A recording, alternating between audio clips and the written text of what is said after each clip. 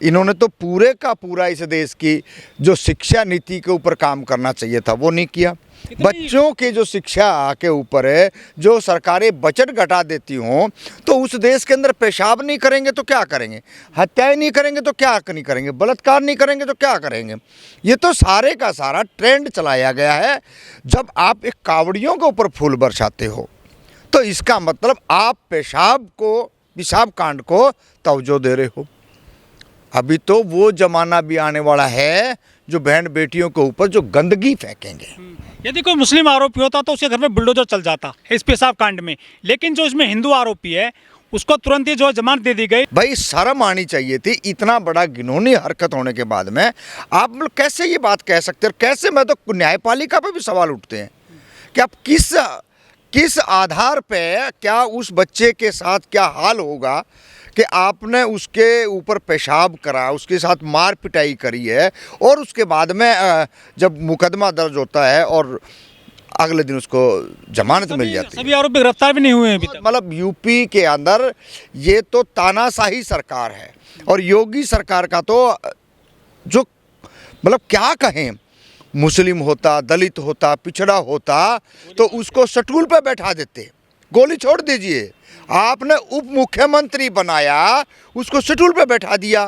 और पेशाब कांड वालों को ये बाबा योगी, उनको जो है ना अगले दिन ही हल्की धाराओं में मुकदमा दर्ज करा के बेल मिल रही है। तो ये जो आप धर्म की, राम राज की बात कर रहे थे, अगर ये दोबारा से इस सत्ता में आते हैं, 24 में अगर ये आते हैं, तो ये पूरे देश के अंदर ट्रेंड चलेगा कि किसी को ऊपर पेशाब कर दो, किसी को ऊपर आप टट्टी फेंक दो, किसी का आप रेप कर दो, किसी की आप हत्या कर दो। ये ट्रेंड इन्होंने आज से नहीं है, जब से सत्ता में आए हैं 14 में आते इन्होंने सबसे पहले नई शिक्षा नीति, अभी नई शिक्षा नीति जो आई उसका बजट घटाया। 13 पॉइंट रोस्टर की बात कर लो, महिलाओं की बात कर लो, पर इनसे कोई सुखी नहीं है। जो गंदी मानसिकता के लोग हैं, जो आरएसएस के लोग हैं, जो बीजेपी के लोग हैं, जो संघ के लोग हैं, जो बजरंग दल और करनी सेना वाले हैं, उन्होंने एक गेम सेट कर रखा है कि डोर टू डोर आप जाएं और जाके लोगों को मोटिवेट करें। हमारा 33%, 34%, 32% वोट आ जाएगा, हम सत्ता के मालिक। ये जो पेशाब करने वाली घटनाएं हैं, मोब लिंचिंग कर देते हैं, ये जहर कहाँ से फैल रहा है युवाओं में? ये मैंने बताया ना, जब आप किसी को नशे की लत दोगे, कावड़ लाने का, उनको डीजे बजाने का, उनको जो है ना आप फूल बरसाओगे उनके ऊपर, तो आप ये बहुत धीरे धीरे एक युवा पीढ़ी के अंदर जहर डाल रहे हैं, और उस जहर का रिजल्ट आ रहा है।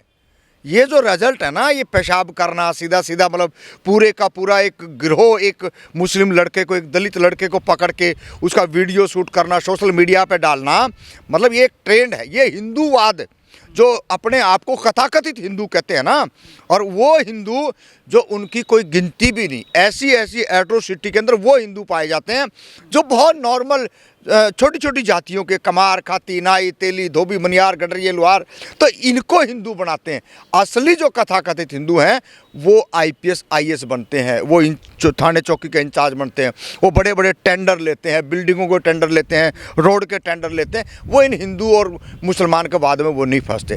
तो ये इनको पता है कि ये जो बिल्कुल जो मरे हुए जो लोग हैं, इनको आप किसी न किसी तरीके से आप हिंदू का एक अमली जामा पहनाएं, एक प्रोपगंडा तैयार करें, और प्रोपगंडा जैसे तैयार हो जाए उसी तरीके से आप इनके ऊपर बलडोजर चलाएं, क्योंकि इनका कोई सुनने वाला नहीं। जब 5 बीघे 4 बीघे ज़मीन होगी वो बिक जाएगी, कोई थाने तहसील में कोई होगा नहीं, गाड़ी घोड़े होंगे नहीं, कोई वकालत करने वाला होगा नहीं, और इनके ऊपर जितना चाहें, जिस तरीके से चाहें, जिन धाराओं में चाहें, परिवार के 10 लोगों पे मुकदमा करें, 1 लोग पे करें, 50 पे करें, मतलब इनका पूरा का पूरा साधन सिस्टम भी उनके कब्जे में, और इनकी जो गली सड़ी जो मानसिकता का जो पौधा तैयार किया था उसको जेल में डाल देते हैं। ये इनका हिंदू धर्म, हिंदू राज और हिंदू पता नहीं क्या क्या ये उनको स्लोगन देते हैं। मध्य प्रदेश में आदिवासी के सिर पर पेशाब किया गया था, उत्तर प्रदेश में एक स्टूडेंट के ऊपर पेशाब कर दिया गया है, मारपीट की गई है। ये कैसा राम राज्य है हमारे देश में? देखिए, ये राम राज्य बहुत पुराने समय से चला आ रहा है, और हम अगर अपनी बात करें, ज़्यादा पुराने ना जाएं, तो ये राम राज्य 80 और 85 के दशक में यही बीजेपी और आरएसएस के लोग लेके आए थे। ये चाहे महाभारत के नाम से लेके आए, चाहे रामायण के नाम से लेके आए, और धीरे धीरे एक जनरेशन जो 30 साल के जो लोग थे, जो लगभग 84 से लेकर के 90 के बीच में, 2002 से लेकर ना आज हम आ जाते हैं 2023 में, तो लगातार इन सरकारों ने इस देश के अंदर दंगे कराए हैं। और दंगों का आप मध्य प्रदेश से ले लेते हैं, पेशाब कांड वहाँ भी होता है। और उसके बाद में हम पानी पीने का मामला ले लेते हैं राजस्थान से।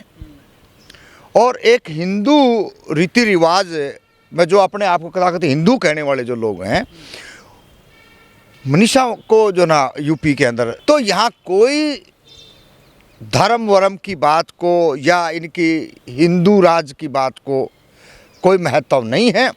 ये एक आतंकवादी हैं और आतंकवादियों का ये काम होता है कि यूथ को, जनरेशन यूथ को, युवा को भड़काओ, और वो भड़काने का इन्होंने काम किया है और भड़काने का काम करा है। तो उसका आज आप रिजल्ट देख रहे हैं।